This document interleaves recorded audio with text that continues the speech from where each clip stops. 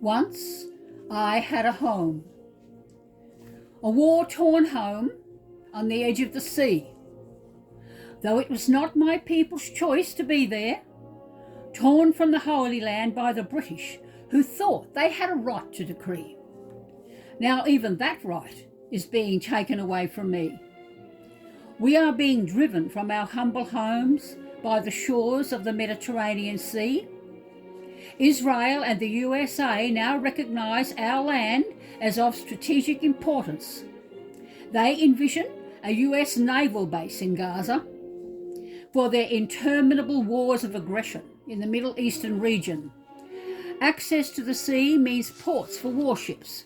In short, though the land of Israel and the Holy Land birthed Judaism and Christianity, since the 7th century it has also belonged to me, a Palestinian, and to Islam, as well as Judaism and Christianity. Jerusalem was the place where Muhammad came from Mecca to be, and from that holy city ascended into heaven to speak with God. There too he prayed with Abraham, Moses and Jesus, near where the Al-Aqsa Mosque stands in the old city of Jerusalem. What a pity that today their descendants cannot join hands as one, as they once did in biblical times, instead of feeding the hatred that eternally resides.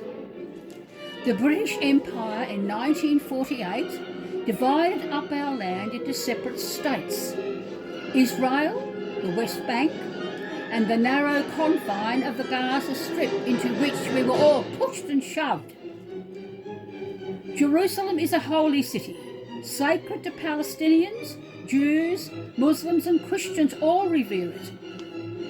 But Palestinians from Gaza are not allowed even to visit.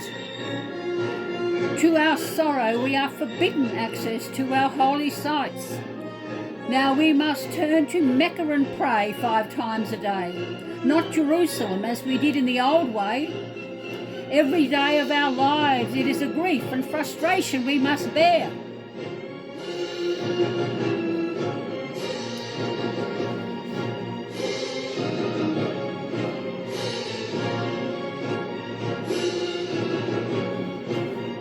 To their delight, in 2017, Trump gave Jerusalem to the Israelites by recognising it as the capital.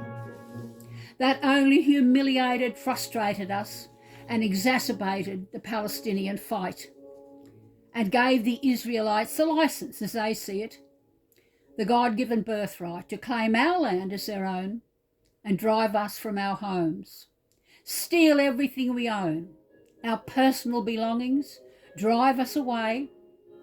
And that is happening every day. Now, they say we have gone too far. Hamas attacked and struck back, inflicted on them the horror, pain and cruelty we have every day experienced for generations at their hands. Is there no one who understands what it means to be driven from the only tiny piece of land you have left to call your own? The place you have no alternative but to call home? Are we destined to forever roam in search of another home, as the Jews once did in search of their forever home? Begging piteously at the door of the country adjacent to our own, Egypt? Seeking asylum for an alternative place to dwell? While we are shelled, bombed, raped, tortured and killed? Our little babies are dying in agony before our eyes. Our surviving children suffering, denied a normal childhood, horribly traumatised. We must be free. I must be free. Or I will die grieving.